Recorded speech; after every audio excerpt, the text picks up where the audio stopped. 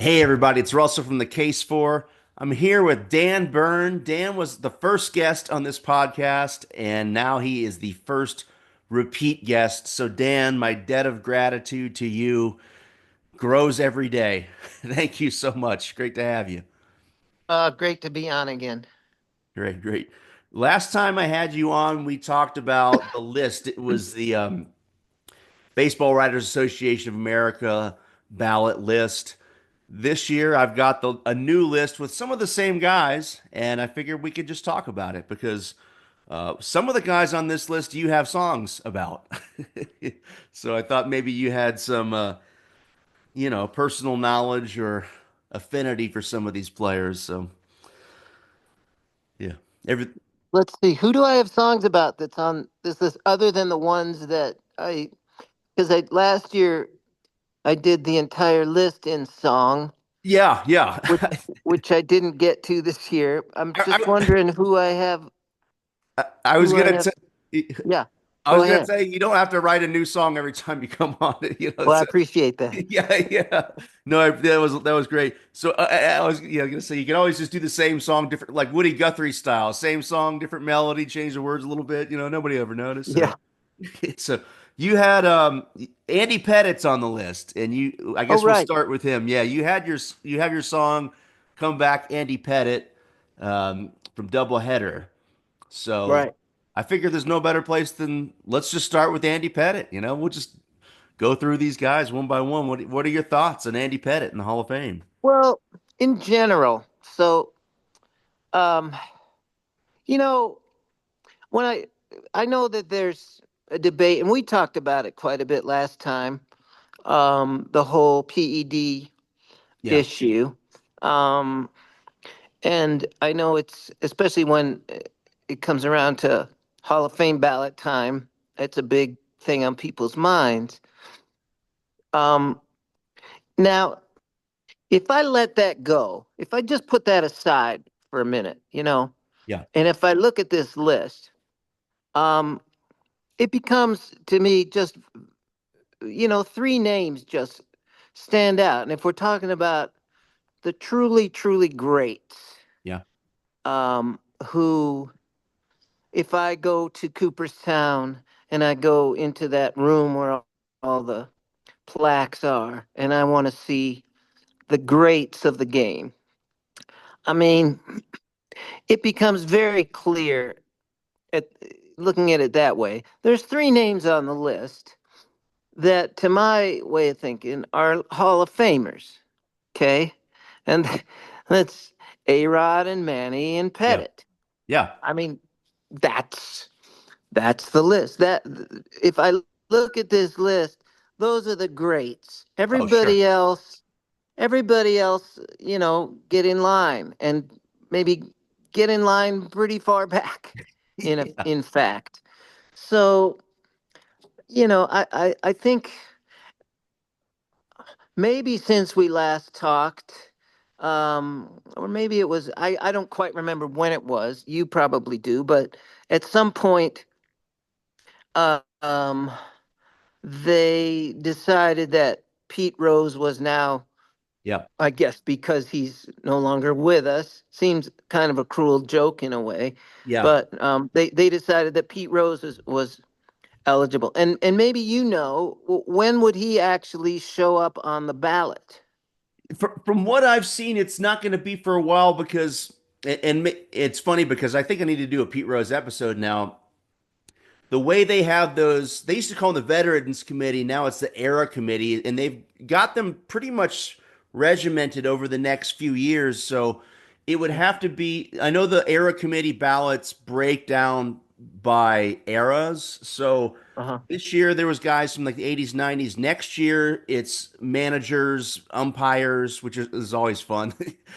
So I'd have to double check. It's going to be one of those ballots in the next 5 years or so, and it's not a guarantee that he'll be on it because when you follow that, they'll list the names, and there's like 25 names, and then Hmm. they meet in a smoke-filled room essentially and pick like six guys that make so short answer to your question is he within the next 5 years, I believe one of those era committees is going to cover his era, and he might be on Hmm. there.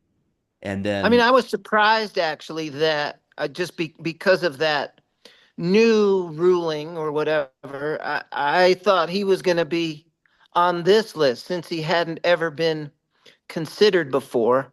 I just figured he'd be on this list as well. In which case, y- by my way of thinking, you'd have A-Rod, Manny, Pettit, and Rose. yeah, yeah, That's your class.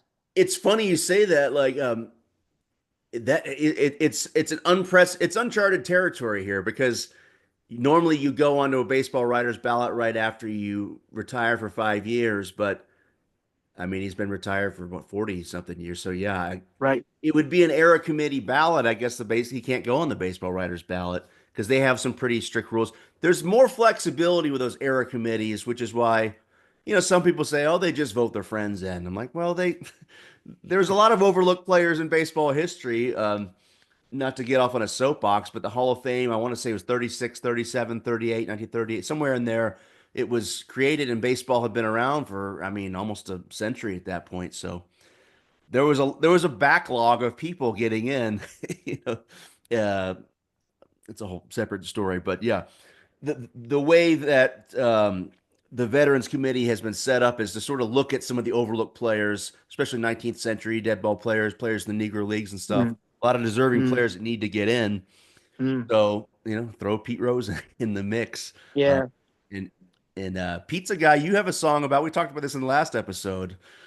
I love your song. I'm trying to think of the line where it's Pete Rose calling from Tangiers, saying if I don't want No, to. it was it was Shoeless Joe Jackson That's right. That's a shoe. That's calling right. from Tangiers. That's right. Yeah. If I'm not or Pete's in, what have I been doing all these years? Yeah, it's a great one. Yeah, he says if you yeah, what have I been doing all these years? Bagging groceries, painting houses, having to beg and steal and rob. If he Yeah. tries to grab Seaver, says I could tell you stuff about Ty Cobb.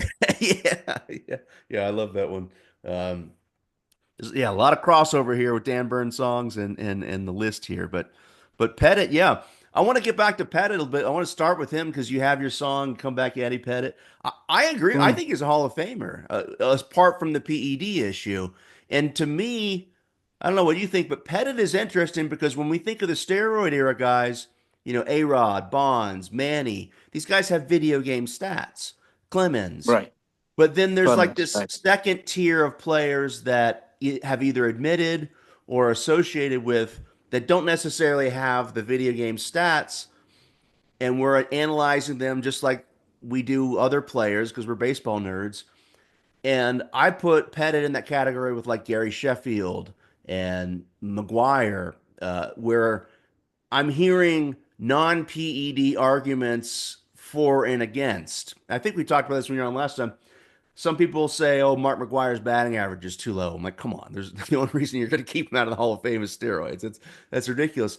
And I think the same thing with Yeah. Pettit. He's got over, I think over 250 wins. He's got what 5 rings with the Yankees. The guy was a stud. Well, You know? yeah. I mean, that's the thing with him. I mean, when I think of the term big game pitcher, Yeah, he's at the front of the line. I mean, I don't.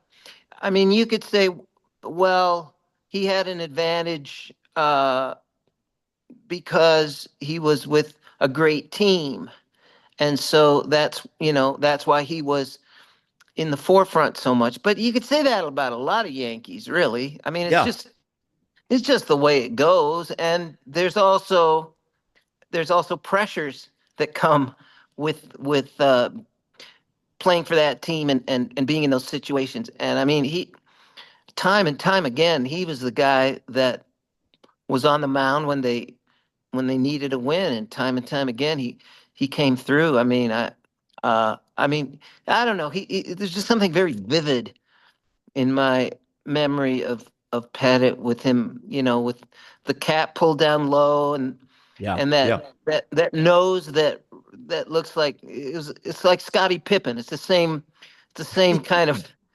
same face really, and yeah, his glove would be up there, yeah. and he was just unshakable. So I would put him with those other guys. Now What about Clemens? He's not on this. He's not on the list at all, or has he already come and gone? Yeah, so it's funny. Maybe we should take two steps back because back in December, the era committee voted Jeff Kent in the Hall of Fame, and Clemens and Right. Bonds were on that ballot.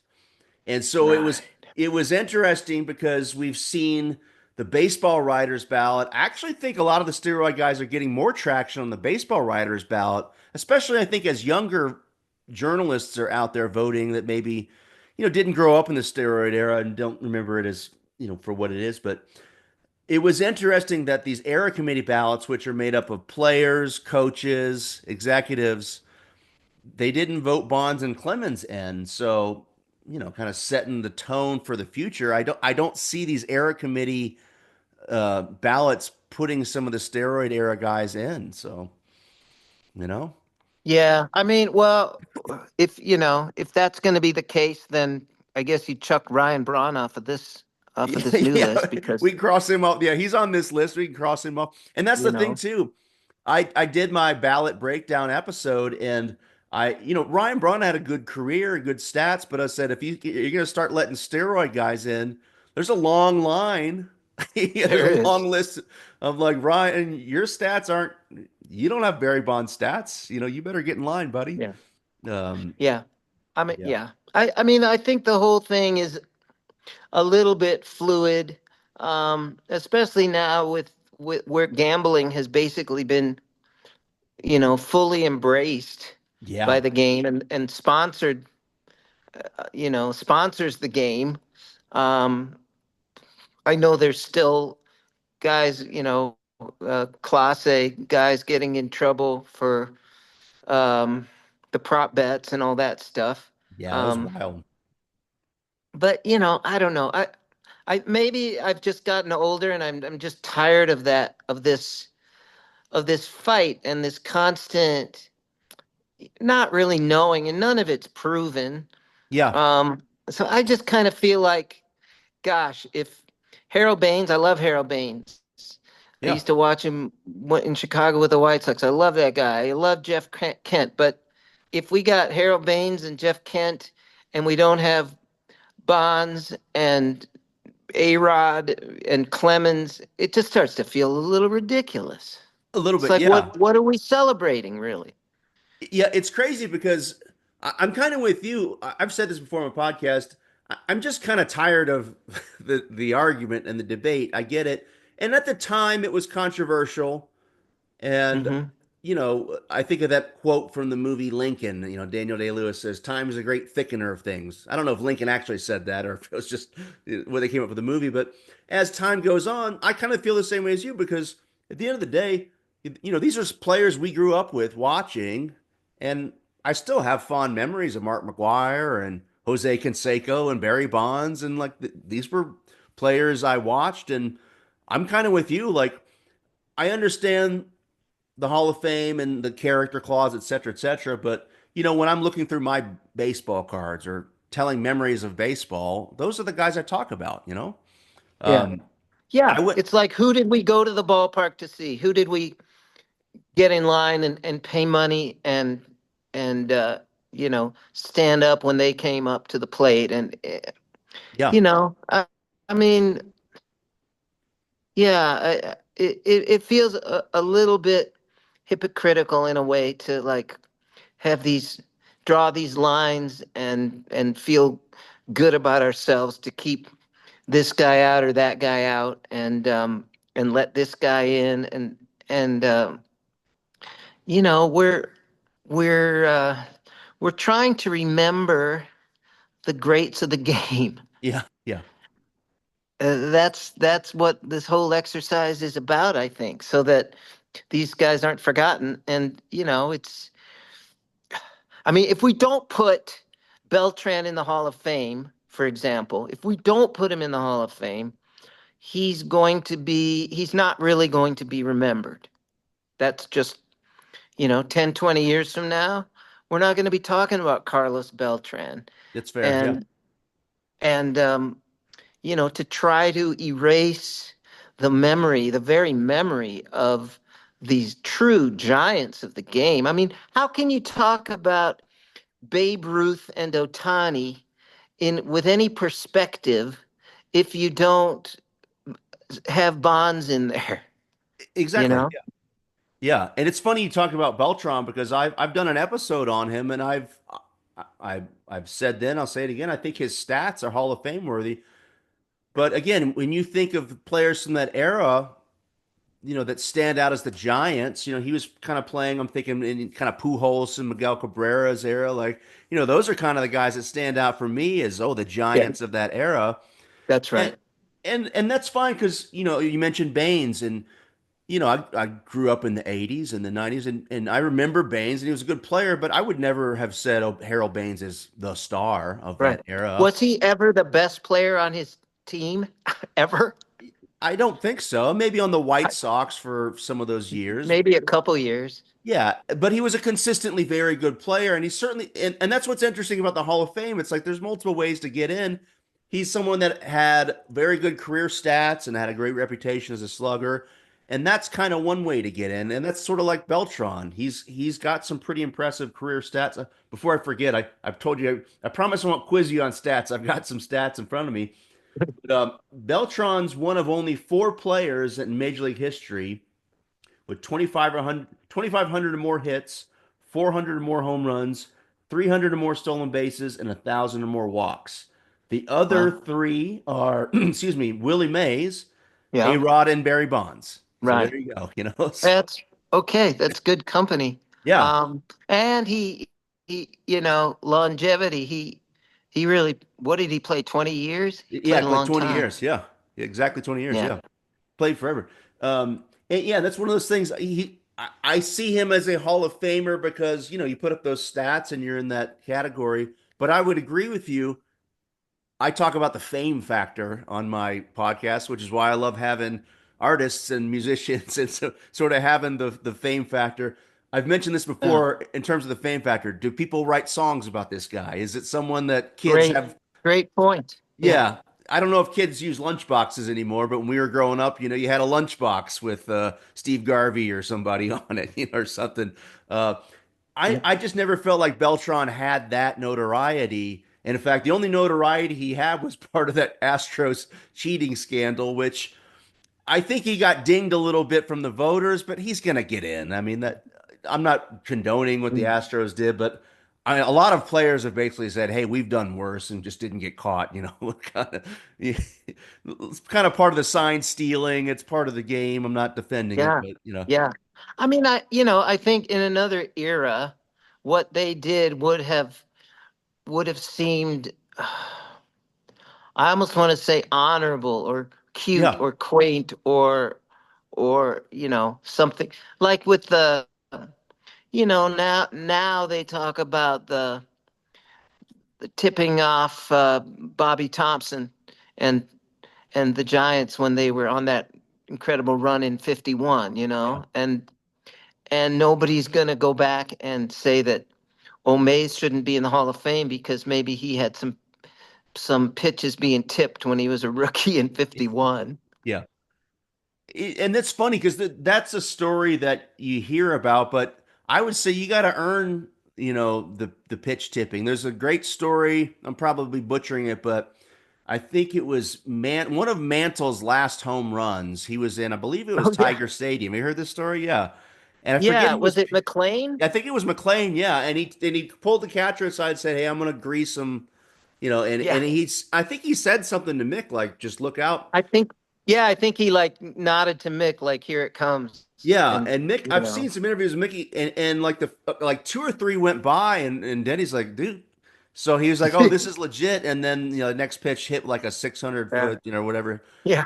And then the Yeah. prologue, I think it was Billy Martin or Pepitone or someone came up after him and did this, like, oh, throw it here, and then like didn't even claim threw right at his Buzz head. him.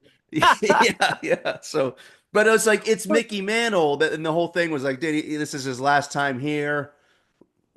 I think they were, Right. the Tigers were probably already losing or winning, and it's a solo home run, Yeah. or who cares? But yeah, you have to earn that pitch tipping. You don't Well, get that yeah. for anyone. Well, they talk about the Astros thing that it was a different level of cheating because they were using, modern technology. Yeah. But that's just because they had it. I mean, in 51, they didn't have that. So they had a guy in the stands, with a flashlight or whatever. And, in the 60s, they didn't have PEDs, they had pep pills. Yeah. So Oh they yeah. were they were gobbling those by the handful. Yeah. As time moves along, and all the everything, our science changes, and the way we cheat Yeah. changes. But I don't know. I in looking at the list, before we did this, and in thinking about it, I don't know, something in me just kind of shifted, and it's like, what are we even doing here? Yeah. Why are we saying, A-Rod no, Manny no, Omar Vizquel maybe? Yeah. And I love Vizquel. And he's actually higher on my list than a lot of guys, just because I mean, he was a good hitter, but he was a wizard in the field, Oh, and absolutely. way above most guys. And it as a shortstop, I give him a lot of credit for that. Yeah, and it's funny you brought. I think we were running out of time last time, and you brought up Vizquel, so I'm glad you mentioned him. I'm gonna jump to him because I have said this before. I'll say it again. I think on the numbers, he's absolutely a Hall of Famer. He's here. I want to get my numbers right. If I remember off the top of my head, I believe he's the all-time leader in games played at shortstop, which Wow. if my memory serves me correctly, I did an episode about Jesse Orosco, who's the all-time leader for games played at pitcher, and I believe that Mm. Vizquel and Jesse Orosco are the only two players to have the most career games at a position and not be in the Hall of Fame. I'm gonna have to double check that because it might include some PED guys, but I believe that's accurate. So, um, Hall of Fame voters, if you're out there listening, all-time leader of games played at shortstop. I'm sorry, bear with me. I'm going to read it off because I want to make sure we got the right stats. He Yeah. is all-time leader for double plays turned and fielding percentage at shortstop. Third all-time Mm. in career putouts at shortstop, and he's got 2,877 hits, almost Jeez. 3,000. Yeah, a ton of hits, and he was part of that 90s Cleveland team. We could talk about Yeah. this. I mentioned this on my last podcast, and I've done a Kenny Lofton episode. That 90s Cleveland franchise was stacked, and I believe Tomei is the only guy from that era to get Wow. in. Omar That sounds Vizquel's right. not in, Kenny Lofton's not in, Albert Bell. Like, think how good those guys Wow. were. It's just strange. That was a hell of a team. Yeah. I think they're the ones that rattled Knobloch into throwing the ball away in game 3 of, Yeah. I think it was 98 in that Yeah. in that series. Yeah, I shouldn't laugh. Yeah, that was him and what's the guy? Mackie Sasser from the Mets, two of the famous Yips players. Yeah, it's scary, man. But yeah, they were Yeah. great. They were a great team, and I think that Vizquel. I mean, I'll say it now. I think he should be a Hall of Famer. Yeah. Well, I don't. those everything you read off would look real good on a plaque, I gotta say. Yeah, he's had some off-field issues, which I don't want to get into, but and that's what's interesting too. It's sort of a part of the greater argument you're talking about. The character clause thing can be very arbitrary. Um, Yeah. they're not. It's not the hall of ethics, and a lot of these ball players, especially in the old days, I mean, they were hard drinking and Hmm. womanizing, and there was racism in the early day. I mean, there's none of a lot of these players. A lot of the ones in the Hall of Fame are they're not saints. No. And back in the 1800s and early 1900s, I mean, baseball was really kind of looked down upon as a Yeah, profession. It's like, don't come home with a ball player. yeah, It was just one step ahead of a thief. Those guys were, we're not we're not really celebrating, as you say, it's not the Hall of Saints. Yeah, I mean, look at Babe Ruth. It's funny. My wife gave me a book about Mo Berg, the catcher. Chuck Brodsky has a great song about Mo Berg, the catcher. There's a great story in the book about Mo Berg about him and Babe Ruth at a geisha house in Japan. And Babe Ruth wasn't behaving himself. Let's just say that. Nobody's ever going to say Babe Ruth shouldn't be in the Hall of Fame. I mean, the guy, he wasn't a saint. Um, but I don't think you're going to find a person in the world that says, well, he shouldn't be in the Hall of Fame. So I don't, and it's interesting. So all I want to say, I don't want to get into off-field issues with Omar Vizquel, but there's some stuff people can Google it, and there's some stuff. It's like, okay, Mm. and I think the voters are just kind of like, let me, maybe he needs a Well, PR team. I don't know. yeah. I mean, he's probably pretty. If you wanted to bypass him, Yeah, you could because, he's not, he didn't hit 30, 40 homers a year. He didn't yeah. hit 320, but man, if I was going to start a team and he was available at shortstop, I wouldn't hesitate. Absolutely. And the thing is, I feel like Ozzie Smith is considered the gold standard for defensive shortstops. And Yeah, I'm not, Ozzie Smith's one of the greatest. yeah, Omar Vizquel is arguably, I mean, it's apples and oranges. The stats I just mentioned, he's up there. But I think he's yeah. significantly better offensively than Ozzie Smith was. He's got more hits, a higher batting. He was a better hitter than Ozzie Smith. Um, Wow. so, And I mean, as a glove guy, he's certainly in the club. oh, he's one of the greatest. Yeah, I'm a big fan of Vizquel for the Hall of Fame, but I get it. Voters want to have character clause, small field issues. I don't want to get into that, but I think on the stats he gets in. That's my thought. So Yeah. I mean, it's interesting. Like Ricky Henderson passed, yeah, oh, I think yeah, in this past year, and obviously he's one of the all-time greats. But imagine if he had been tainted with something and they left him out. That's the same as leaving some of these other guys out. It's you know I have like a thought experiment of a alternate museum across the street from the Hall of Fame with Bonds in there and Clemens in there and Rose in there, and it's like, I don't know, maybe that's the museum I want to go see. yeah. Isn't that one of your songs on the across the street, the Hall of Fame of I'm The trying to think. museum across the Yeah, street. Yeah, that's it. The yeah, museum across the street. Yeah, yeah, that's a good one. Oh man.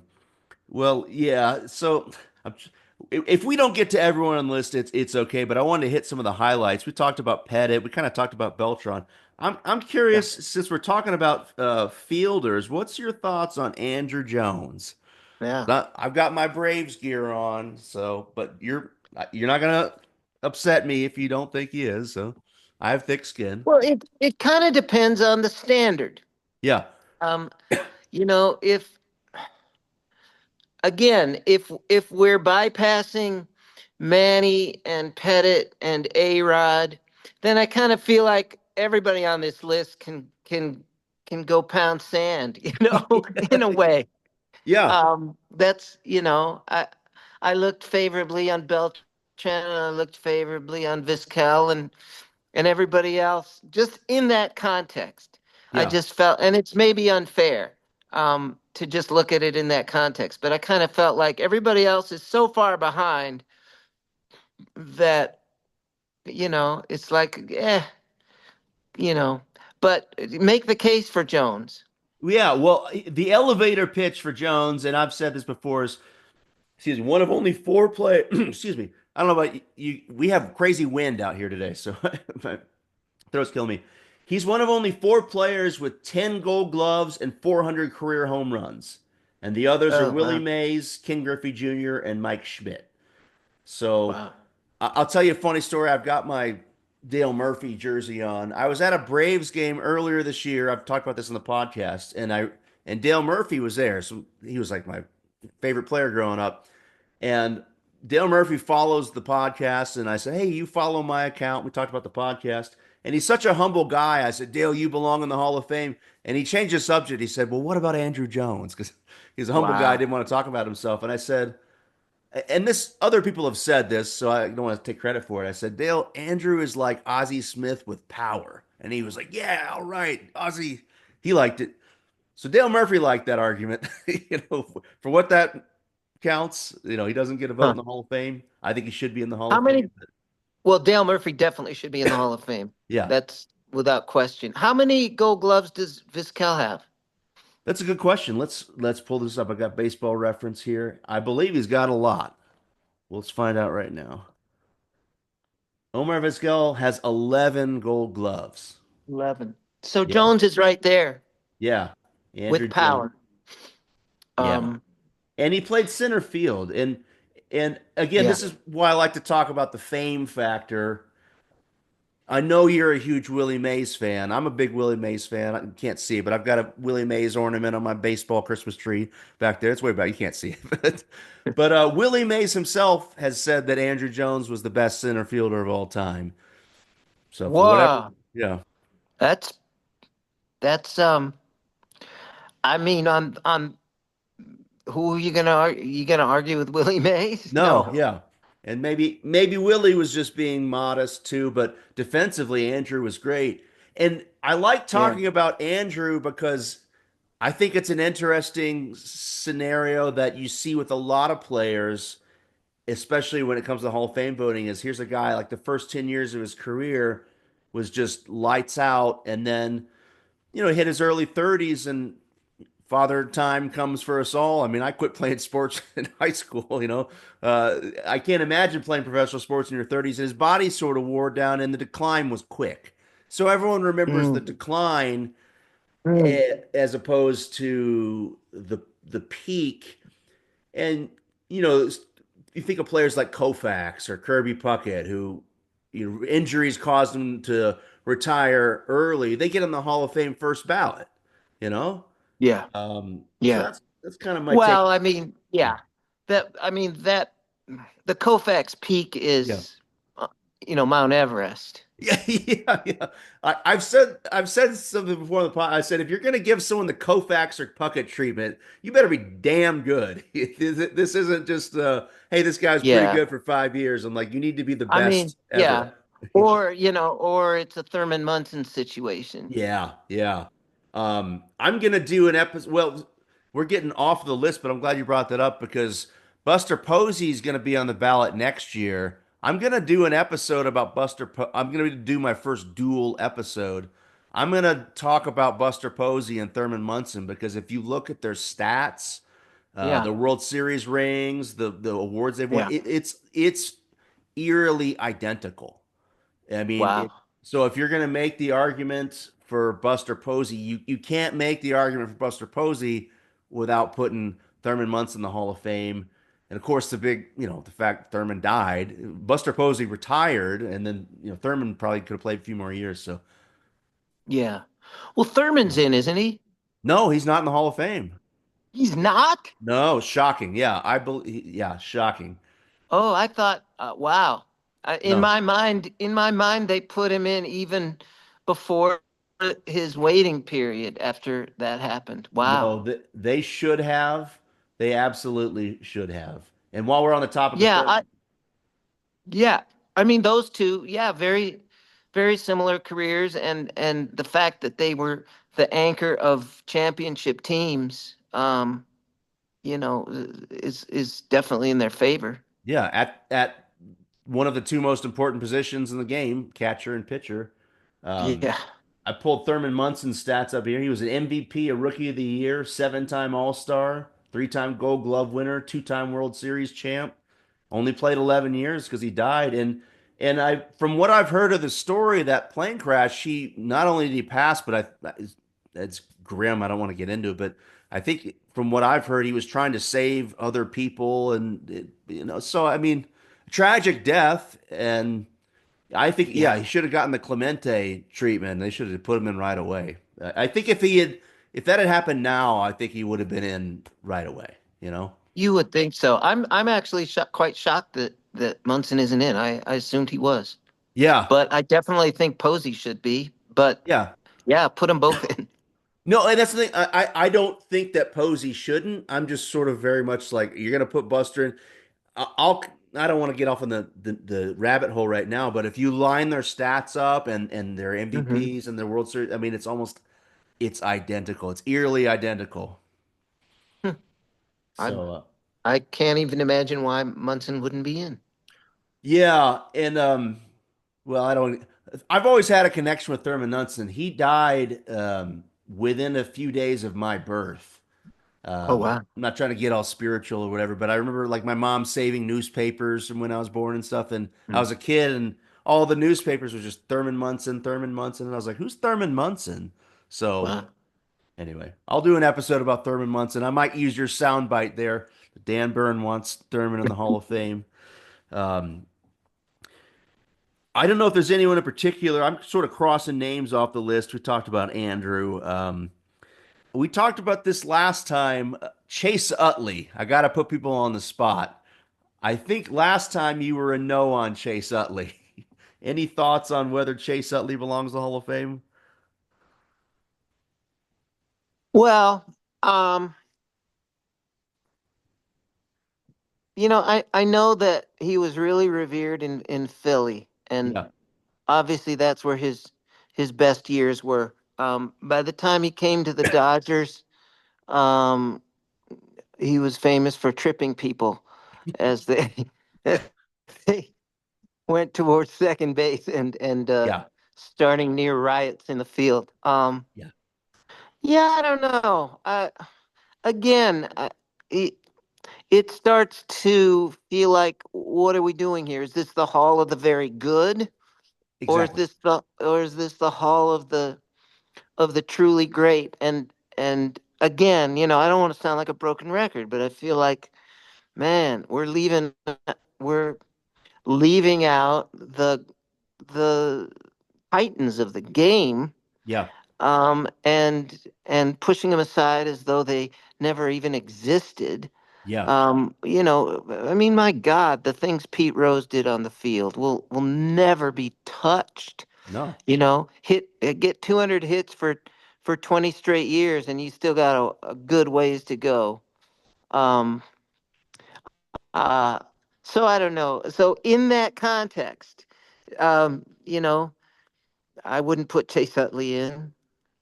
yeah. I wouldn't either. I'll say this. If you get on social media and stuff, like, the baseball nerds like me that love to talk about this stuff on social media, Chase Utley's Hall of Fame case is like the most controversial. You want to start like pissing people off. It's a hot topic. It's fun. I call it the Great Chase Utley debate, but I just don't see it. And I don't want to put him on the spot or embarrass him, but I had Chuck Brodsky on the show. He's a diehard Phillies fan. He was talking about growing up in Philly, going to Phillies games with his dad, and I said, Chuck, I got to put you on Sure. the spot. Chase Utley, and he's like, yeah, I don't see it. I'm like, you heard it, folks. And What's the argument for? the best argument I've heard is well, the best arguments I've heard are very analytical based. And that's why I think he's sort of a lightning rod because it's a generational thing. When you start looking at a lot of the advanced stats and the stuff that puts some of us to sleep, there's nothing Yeah. wrong with the advanced stats and the Moneyball type Yeah. stats. Yeah. He's really impressive in a lot of the advanced categories. My counter to that is that some of those things like WAR are weighted by position and they tend to favor second baseman because second basemen are traditionally light hitting.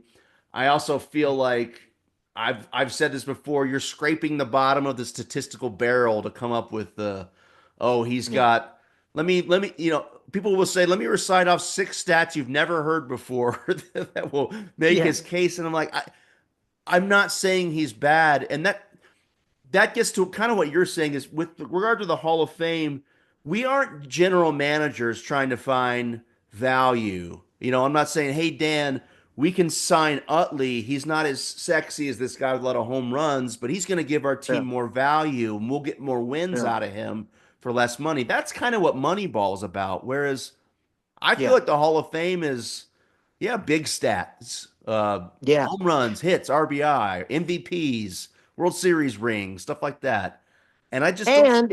And if we're because kind of what we're doing when we're considering Hall of Fame is considering against history, right? Yeah, Considering guys against, you know, guys who were playing in the 60s or in the 40s or in the 80s, and they didn't have those stats then. yeah, They weren't measuring them that way. So, I mean, I know they do that particularly with like MVP voting, yeah, and Cy Young. You know, that's why Lincecum won uh, a couple of Cy Youngs with stats that I don't think would have, you know, raised too many eyebrows in the 60s. yeah. Um, DeGrom too. There's a lot of advanced stats in his favor. Yeah, yeah, but so, to, as you say, kind of scrape the bottom of the barrel statistically, um, seems a little off to me. yeah, But yeah. again, I'm old, I remember I remember Mays. At least yeah, I remember him vaguely with the Giants, but certainly with the Mets. But that's a long time ago. Sure. Yeah. Um, well, it's funny. I know you've got a lot of songs about the Giants, and I just wanted to ask you. I don't know if I've ever asked you if you have a favorite team. I know you've got songs about a lot of players and a lot of teams. Yeah. You're kind of like me in there. I mean, I'm a Braves fan. I grew up in Atlanta, but I have my Yeah. wife's like, how many hats do you have? I'm like, I like a lot of teams. I like Yeah, baseball. yeah, yeah. Yeah, Yeah, I'm like that. I'm kind of a nomad. I grew yeah, up in Iowa where, it was kind of like we were all free agents in terms of what teams we yeah, followed. There were a lot of Cubs fans. I read a book about Mays probably the week before I read the Koufax book. So I was a Giants fan rather than a Dodgers fan at that time. And with the exception of 5 years when I lived in Chicago and I lived close enough to Wrigley to hear Harry Carey out my window in the seventh inning. So I went to a lot of Cubs games and I was fully Cubs in that time. And then I moved to Los Angeles, but I kept with the Giants until like my third stint in LA. I was living a 5 minute walk from Chavez Ravine. Vin was on the radio every night, and my daughter was born, and we started going to the games. And Puig came in, and he was fun yeah. and exciting. And at some point, I just said, I'm not fighting this anymore. So since about 2013, probably, I've been a Dodger fan, and I've lost friends over this with the Northern Californians. I actually have. Yeah, I was gonna say you can be a Dodgers and another team's fan. It's tough to be a Dodgers and a Giants fan. Yeah. Um, Although I think I'm primarily a fan of the rivalry, which it's great. if Yeah, we talk about rivalries, I think it's head and shoulders above any other rivalry, really, in sports. Not just because of how heated it's been for such a long time, but the fact that it survived and thrived over both teams moving 3,000 miles. I mean, that's yeah. unprecedented. So maybe I justify this this Dodger Giant thing by saying that I'm a fan of the rivalry. It is a great rivalry. I gotta say too, you're curious. You spent a lot of time in Southern California. The Dodgers Padres rivalry in recent years has been incredible. It's really heated up. I mean, they were throwing at Otani, and it was Oh getting yeah, ugly the past couple yeah. seasons. So I know it's Well, I not as think the big. Yeah. Giants. I think the Giants better get their act together because their half of the rivalry is getting usurped now. Yeah, yeah. The past couple of years, it's definitely been hotter than Padres Dodgers, but historically, absolutely, yeah. It's Yeah. great that they brought that from New York all the way out here. I like to watch interviews with Will Clark, and he still talks trash about the Dodgers. I'm like, dude, you played like 40 years ago, but it's in his blood, He's got it. Yeah. One of the well, speaking of the Giants, I was going to ask you. There's two guys I want to talk about before I forget. One is on the ballot for the first time, and that's Hunter Pence, one of the Giants. I mean, I like the guy. I liked him with the Giants, but I don't see him in the Hall of Fame. Do you have any memories of Hunter Pence or any thoughts on Hunter Pence? Oh, well, I loved Hunter Pence. Yeah. I was still full on Giants when I spent a couple of summers in the early aughts, '04 and '05 in San Francisco. And, he was a big part of that team, a real, a real energy guy, a guy that could, you know, kind of lift the whole team, excuse me, kind of like Will Clark. Yeah. Um, but it's not screaming Hall of Fame to me. Yeah, I don't see it. Another guy I definitely wanted to ask you about these two guys because the next one here to me is one of the faces of West Coast baseball to me from this era, and that's Matt Kemp, who's on the ballot for the first time. And started off his career as someone that you're like, yeah, this guy could be in the Yeah, Hall of Fame, and then he wasn't as bad as Anthony Rendon, but he was always hurt and stuff like that. yeah. It's interesting. In 2011, I mentioned this on my last podcast. He was second in the MVP voting to Ryan Braun, who as you Yeah. know was using PEDs. Matt Kemp was like zero point zero 0.01, I think, points away from a batting title. He led the league in home runs and RBIs, so he was literally like one or two hits away from a triple crown. Oof. He also stole 40 bases and hit 39 home runs. So in an alternate timeline, he gets a couple more hits. One of them's Yeah, a home run. He's got a triple crown and a 40-40 season. Definitely probably wins the MVP at that point. And, we'd still be talking about Matt Kemp in 2011. yeah, So, yeah. No, he was all world. I mean, he's had Hall of Fame seasons, as you yeah, said. They just were way too few. I remember somewhere around that time, I got to go take batting practice at Dodger Stadium cool. one afternoon. A friend of mine was kind of in good with them, and so It's a good um, friend. Yeah. yeah, and so we before we hit, we took a lap around the ballpark into the outfield, and Matt Kemp was jogging and he was rehabbing Yeah. as he generally was, Yeah. and and we felt like, yeah, we're just ball players, just like Matt Kemp, Yeah. putting in our work. Exactly. Um, Yeah. but I mean, yeah, we loved him, but yeah, I mean, no fault of his, I'm sure, but the body just didn't hold up. Yeah, to me, he's a huge what if. I mean, the scenario I just put out, Triple Crown 40-40, okay, like he didn't get that, but that season in 2011 was outstanding. The two seasons before that, the 2012 season, he started out on a tear, and that's when the injuries started. It's like there's a lot of what ifs had they stayed healthy. I could see a scenario in which Matt Kemp stays healthy, and we'd be talking about Mm. him, in the Hall of Fame. He's got 287 career home runs and 1,031 RBI, which is impressive. But he stays healthy. He's got 350, 400 home runs. I think, and we're looking at maybe a Hall of Fame career. So that's I mean, if he, if he had had 6 seasons like the one you mentioned, he'd be Mike Trout at that point. yeah, yeah, for sure, for sure. I Um, mean, if Mike Trout retired today, he's a Hall of Famer, right? Oh, yeah, he was already a couple years ago. I know he's been hurt and stuff, but he's three-time MVP, and Yeah. he's a Hall of Famer for sure. Yeah, I Yeah. really go ahead. Sorry, No, no, no. Go ahead. I was gonna say I know I'm probably not alone, but I would love to see a fully healthy Trout next year. I mean, I'm not expecting him to be as good as he was in his prime, but just play. Because even when Yeah. he's struggling and even when his batting average is low, he's still got the power. I mean, he's such a muscular, strong guy.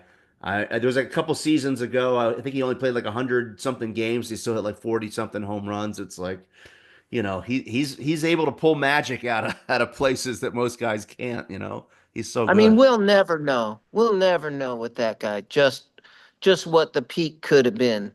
Sure. Oh, Yeah. with any healthy longevity. I mean, the names that were being thrown around in his great years, were Ted Williams, names like that. Yeah. Yeah, it's tough. I hope he's healthy next year. But before I move on, I can't not follow up. You took batting practice at Dodger Stadium. I'm curious who was throwing to you? Was it your friend throwing to you, or like actual Dodgers No, pitchers?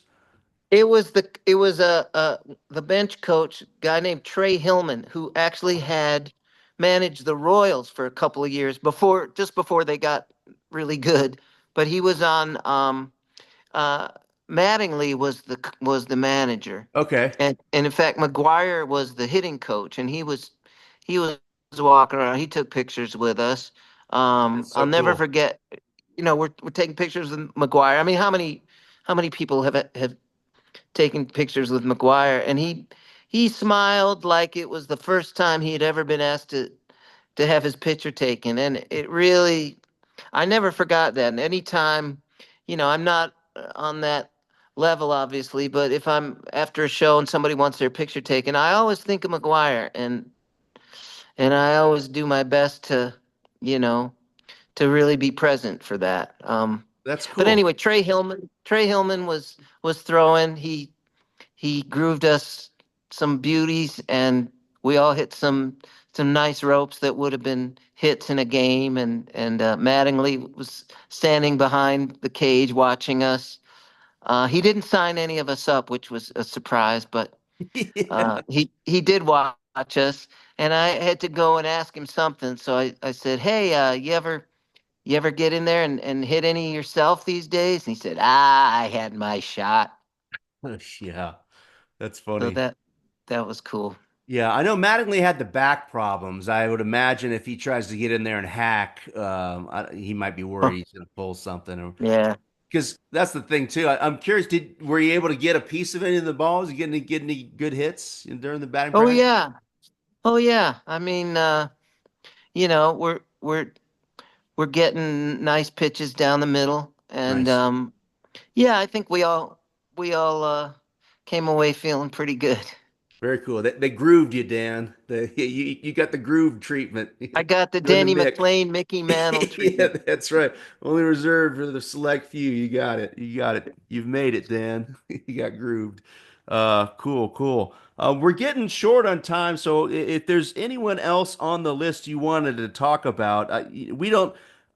I'll just say this, and you can agree, disagree, or talk about. But to me, all of the guys that are on the ballot this year for the first time, I'm not Hmm. alone in sharing this. I've said it before. I don't see any of them getting into the Hall of Fame. Certainly not this year, probably ever. The Yeah. only person I kind of predicted to maybe get in the Hall of Fame one day would be Cole Hamels, Hmm. who, had some great years with the Phillies. He was a hero in that 2008 offseason, but, without getting into the weeds of his career stats, he doesn't really have the career stats. Although, wins aren't as important anymore, and he has, here, let's get this correct so I don't get the stats wrong. I want to say 150. He's got 163 wins. I'm sorry. So by today's standards, 163 wins, a 3.43 ERA, 2,560 strikeouts. I mean, a great career. Did he have a Cy Young? He did not have a Cy Young. He was a four-time All-Star. And in 2008, when they won the World Series, he was the NLCS MVP and the World Series MVP. So a dynamite postseason. I've raised this issue too. If I kind of compared him to Oral Hershiser. They have similar stats, and Hershiser was lights out that 88 season, but Yeah. I think Hershiser has a better Hall of Fame case than Cole Hamels. So, I would say so. What do you yeah. think about King Felix? Yeah, I wanted to talk to you about King Felix. I'm glad you said that. I did an episode about King Felix, and I'm on the fence. Let's pull up his stats because I think he's got about 2,500 strikeouts too. I think he will get in the Hall of Fame. I Um, wouldn't be surprised. I could see. He's only. This is his only second year. I feel like his reputation is pretty strong, and I feel like there was a 3 4 year period at least where he was kind of considered, very very top echelon of Yeah, guys. yeah. I'm looking here between 2009 and 2015. This is just his Cy Young rankings. In 2009, he's second. In 2010, he wins. In Mm, 2012, he's fourth. mm, 2013, he's eighth. mm. 2014, he's second again. 2015, Wow. he's seventh. So top 10 finish for basically 10 years in a row. I mean, that's a Yeah. pretty, it's not Koufaxian, but No. nobody is, you know. And No. he's got a He perfect had a game no too. hitter, or did he He had had a a perfect perfect game. game? Perfect A game, perfect yeah. game. Wow. Which, yeah, I think he's going to get in. And if you look, he led the league in wins, WAR, ERA twice, win-loss percentage. He's got a lot of black ink, as they call it. He Yeah. led the league in a lot of things. He's got Yeah. 169 wins, 2,524 strikeouts. Wins aren't as really important anymore. He's got just under 50 for a career WAR, which is good. It's better than a lot of Uh-huh. players in the Hall of Fame. So I And was good. this is probably not a negligible thing too. He had a great nickname. King Felix, baby, yeah. And they had the King's Court there, cheering him on. I think in my episode I was kind of I'd have to go back and listen. I think I was initially a no. I'm coming around on King Felix, and I'd be okay with him getting in, and I think I'd vote for him, Yeah. especially now that we're kind of sometimes you look at it a couple different times and it sinks Yeah. in. I Yeah. I had forgotten about that really intense peak between Yeah. 2009 2015. I mean, he was dynamite. I mean, Um, on this list, his name pops. It yeah, his definitely name pops. definitely pops. And there's the fame factor, there's the stats, there's some hardware. And it's like, what more do you want? I mean, nobody can pitch. Not everybody's Nolan Ryan. Not everyone can pitch Right. 27 years or something.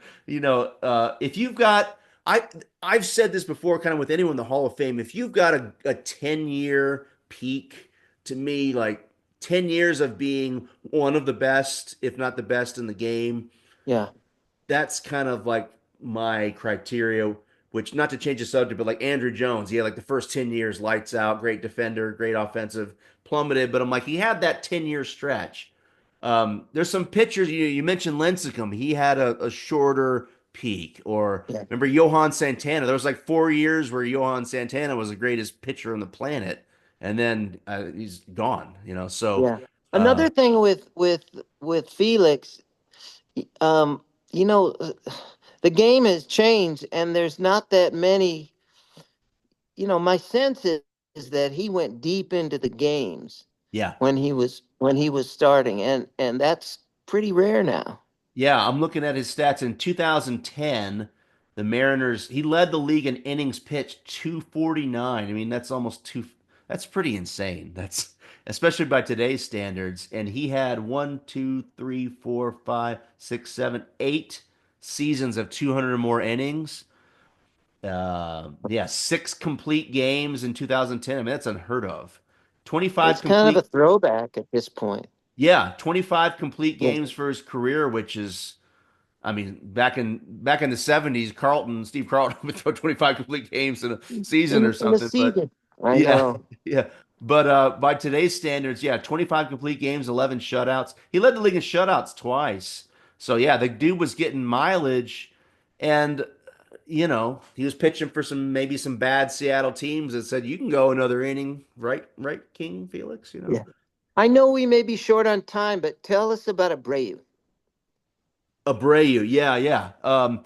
Let me pull up my elevator pitch here for Abreu. I think, again, he's sort of like Beltran, and I know I like to do these. He's one of X players, but Bobby Abreu, one of 7 players with 900 or more extra base hits, 400 or more stolen bases. The others are Ty Cobb, Honus Wagner, Tris Speaker, Barry Bonds, Craig Biggio, and Paul Molitor. So I'm like, that's Wow. pretty. That's a crazy list. Yeah. Born in Venezuela. He's signed when he was 14. He had a career 291 average. I mean, I'll say this I think he belongs in the Hall of Fame.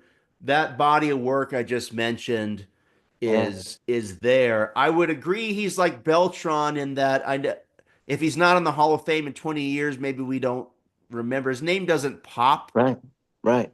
but he's got the stats. And I'll tell you a personal funny story.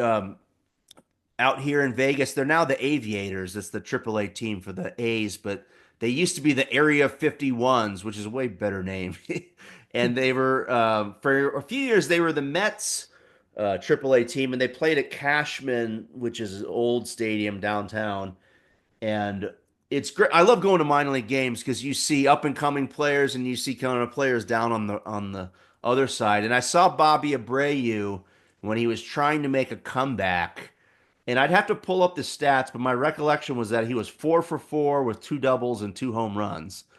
And we Wow. were like, this dude is too good for the minor leagues. Yeah. He's what they call a quad A player. Like he maybe was just a step off of playing in the majors, but when they sent him to AAA, it's like he was lights out. So I know that's not as good as a story as he was 40 and hitting home runs off Clemens or something, but that was my recollection was this guy's pretty incredible at He the end was a of his career. stud, Abreu. What Yeah, about he was. what about Rollins? Jimmy Rollins. So it's funny. I have said this before to other people. I think I'd put Jimmy Rollins in the Hall of Fame before I put Chase Utley. He's got an MVP. I I would too. yeah, I see, especially because I know voters like to sort of pluck guys from dynasties, and that 2000s Phillies team was a dynasty. They had their World Series. I would say that Rollins over Utley. I made You'll appreciate this as a musician. I've made this analogy before. Nobody gets it. You'll get it, hopefully. You know, I saw Utley as the third best player in the team. At the Yeah. time of that Phillies dynasty, I would say Ryan Howard was the best player in the team. Guy who, there's another guy, kind of like Kemp, like seemed like he had a Hall of Fame career and then just, went down. I He would was say, the heart of that. Yeah, he was the oh heart of yeah, that lineup. he was a slugger. He was a MVP. I would say Howard was the best player. Jimmy Rollins was the second best player, and that Chase Utley was the And third best player. And yeah. the analogy I use, I don't know if you're a drive-by truckers fan. Uh, I saw them in concert a few months ago. It's Patterson Hood's band. He kind of started, he's the main songwriter. But then the other Mm, guy in the Drive By Truckers is, I think it's Mike Cooley. He writes more country songs. I like Cooley's songs better than Patterson's songs because I like country yeah. music. And then there was a period where they had Jason Isbell in the band. Of course, he's an incredible songwriter. So Yeah. I kind of joke, I'm like, Patterson Hood's the third best songwriter in his own band, you know? Right. So, and I like Patterson Hood's songs. It's a joke. They're just jokes, people. Don't get Well, where upset. is Ryan Howard on this? He's not on the ballot anymore. He's gone. I believe he was a one and done. But Wow. I call Chase Utley the Patterson Hood of the 2000 Phillies. I'm like, he's the third best player, you know? So anyway. I would definitely put Howard above Utley Oh and, yeah. and probably Rollins. Although I don't have his lifetime stats, so maybe he fell off the table. But man, when they were really good, he was the heart of that team, it seemed like. Yeah, he was. Let's pull up Ryan Howard here real quick. He was, I believe, a rookie of the year. Yeah, he's a rookie of the year and an MVP. He had 2 seasons leading the league in home runs, including that 58 home run season. He's got 4 seasons of 40 or more home runs. Led the league in RBIs 3 times. Whoa. Yeah, the guy was a stud, but only played 13 years. And 382 home runs, but a career 258 average, Yeah. um, 1,475 hits. So the career stats aren't really there except for the home runs. Yeah. I was gonna I say mean, what? this used to be easy. It's like 500 homers, you're in, you know, 250 wins or 300 wins, you're in. Uh, that those were the benchmarks, and Yeah, we that's not where we're at anymore. Well, it's interesting because, we're talking about Dale Murphy, who was on the ballot this year. I thought he was going to get in. I thought Murphy and Mattingly were going to get in. Jeff Kent is deserving. He got in, but I'm still mad about Murphy. Um, there was a time when it I was think like, yeah, Kent over Murphy and Mattingly seems ridiculous to me. yeah, yeah. And it's interesting because there was a time when you kind of had to hit those counting stats to get in. And for that reason, there were a lot of players that almost hit him that were deserving. I think of like Steve Garvey. Like you look at his stats, like like why is this guy not in the Hall of Fame? Well, he didn't get 3,000 hits. Well, so I'm a fan of like, hey, the counting stats aren't the only way to get in. But then you look at guys like a Utley or some of these guys in the list, and it's like, well, there's still kind of a minimum qualification. I feel like at some point, and Yeah. and that's why, not to nerd out on it, that's why this is such a fun debate, because there's no set formula that with the exception of I would say 3,000 hits and, like, 500 home runs and 300 wins or something. Apart from that, it's kind of the Wild West, and that's Yeah. How many players are in right now? Do you know? in the Hall of Fame, like, in general. Yeah. Oh, that's a good question. I don't know. Let me see if we can find that out right now. I'll have to go to the Google. Yeah. My recollection is that it's like 1% of, like, the players, 279 players. Uh-huh. There's 352 total members, because that's going to include coaches, umpires, things like that. But Does that include the 279. broadcasters? So 352, yeah, I guess would include broadcasters, coaches, umpires. Hmm.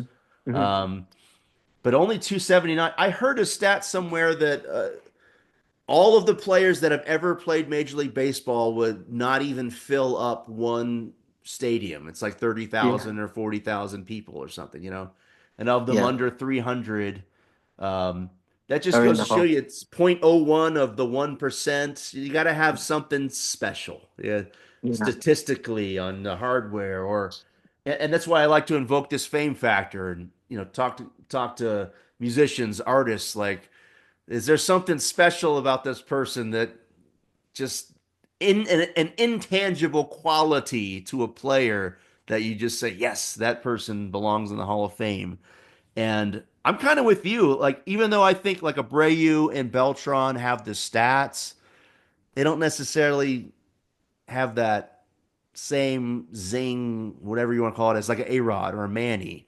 I Um, mean, if they drop the whatever you want to call it and let those really, really, really great players in that they feel are tainted, then I think I'd feel better about considering the Beltran and the Abreu. yeah. Honestly, it starts you start to get a bit of a grudge against some of these guys when these other guys are held out.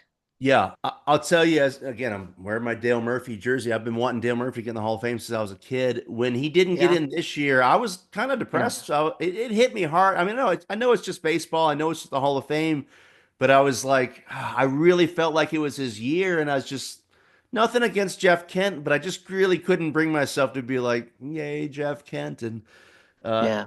because Well, I'm I tell you, I mean, when the Braves were coming into town, when they had Murphy, and who was the other guy that was so great with them? Bob Horner. Horner, yeah, when they Yeah, had Murphy and Horner, but particularly Murphy. yeah, When they were going to be rolling into town, it was Murphy's coming into town with the Braves. yeah. Nobody ever said that about Jeff Kent. No, no. And not only that, I was saying to people, I'm like, if Dale Murphy gets in the Hall of Fame, the phrase America's team is going to be on his plaque, because you've got this fame factor of the nationally broadcast Braves. Everyone in America is watching Dale Murphy, two-time MVP, Yeah, statistical and arguments to be one of the best players in baseball in the 80s. And it's like, why is this guy not? Again, he didn't hit the 500 home runs, didn't hit some of the marks, had a lower batting yeah. average, struck out a lot, but it's like you gotta get Dale Murphy in the Hall of Fame. He's Yeah. going to be on the ballot, it should be on the Veterans Committee ballot again in 2028. So Mhm. there's a coalition of fans out there that have been pushing for his induction, and the Fellowship of Dale Murphy Hall of Fame enthusiasts is just growing stronger by the day. But that's a conversation for another time and place. Um, Before we part here, Dan, I wanted to mention one or two things. I don't want to end on a downer, so I'll say this now, and then we'll talk about some other things. But I love music. I love baseball. I love your baseball songs. I've had Chuck Brodsky on the podcast. There's not a lot of people that write baseball songs. One of my favorite baseball songs out there is a song about the Doc Ellis LSD no hitter. Chuck has a great song about it, but the great Todd Snyder also had one, and we lost Todd last Yeah. year. I didn't know. I don't know if you had any. I don't know if you know him or if you were a fan or not. If you had any thoughts, but I kind of eulogized him on one of my episodes. So I want to give you an opportunity if you had any thoughts to share about Todd. Um, but Well, he was a great songwriter, great performer. He touched an awful lot of people. I got to play a couple of shows with him along the way. I didn't know him near as well as a lot of people. yeah, But yeah, we obviously lost a great one. yeah, he was one of the greats. I've been a fan of him for years. I've mentioned him on the podcast. I had a bit of a eulogy for him. So I don't want to end on a down note. That was sad. One of the things I'll turn it around as a little bit of a happiness. If anyone out there is listening, when I'm having a bad day, I'll go on YouTube sometimes and watch him tell stories because he was funny. He was just so naturally funny to tell stories, and he'd work baseball into the stories. There's one of his, I don't want to tell his story, it's not as funny as him, but one of his stories would involve, I'm just at home, I got this baseball package. He loved to mention baseball, in his stories. So we'll miss Todd. He was a great songwriter. He had a great song about the Doc Ellis LSD no hitter. So rest in peace, Todd. But I don't want to end on a downer. I want to end on some high notes. Speaking of playing live, you're going to be hitting the road soon. I'm looking at your upcoming shows here. Looks like January 13th, 2026. You're going to be in Austin, Texas. That's right. And I'm sharing a night with Matt the electrician, who's also a great baseball guy, and weaves that into a lot of his songs. So we'll probably bat that around a bit. Very cool. Very cool. Yeah. And I'm looking here. I'll plug you. You got the January 16th, the 30A Songwriters Festival. I'm jealous. I've been wanting to go there for years down in Key Oh, West. it's so fun. It's really, yeah, it's really chill, and like there's hundreds of really great songwriters, and you just kind of wander from place to place. It's that whole weekend. So Yeah. I've been doing that for probably 10 years now. Very cool. Very cool. Yeah, I've seen a lot of clips on YouTube and stuff from people that are playing. I'm like, I got to go watch that someday. It looks amazing. The And I last time want, I saw Prine was there, oh, in really? fact. Yeah. Wow. That's cool. Very cool. Yeah, Yeah. that's another one of the greats. So we lost him to COVID in 2020. So Yeah. yeah, that's it. John, and I don't. We could talk another hour about this, but I know we talked about Steve Goodman last time you were on the show. Another great baseball songwriter, Oh, yeah. and Brian's friend. Yeah. I want to mention last you are. I can't have this episode with my Atlanta hat and my Dale Murphy jersey without mentioning you're going to be playing Eddie's Attic on January 19th, 2026. If you don't get snowed in, I, I hyped you up to a lot of friends last year. I was like, Dan, you got to go see Dan. And they're like, it's snowing. So, um, But it was the most ridiculous yeah. snowed out show ever. They called it, I guess, Atlanta, they don't like driving on the ice. I can understand that, but they called it at about, I don't know, 1 or 2 in the afternoon, and then it got nice, and it was completely fine, and it could have been. So anyway, I'm hoping it comes off this It's on time. brand. I grew up in Atlanta, and when they would just mention the word frost on the news, schools closed. Boom. We loved it. No Yeah. complaints as a kid. We Of loved course. it. And everyone makes a Yeah. run on the grocery store and buys milk, eggs, and bread. The joke is that if snow's coming, you got to make French toast. That's what people Yeah. do down there. So Well, fingers crossed you don't get snowed in. I'm hyping you up to my friends and my family in Atlanta to go check you out. So if hopefully oh, they, appreciate it. yeah, hopefully they'll come. And if you meet anyone that says Russell sent me here, I'm doing my part to support you, Dan. And if you're ever out in Vegas, I got to catch a show someday. I got to catch a show. So if you're out in Vegas, let me I'll do know. my best to get out there. Yeah. Sounds good. Sounds good.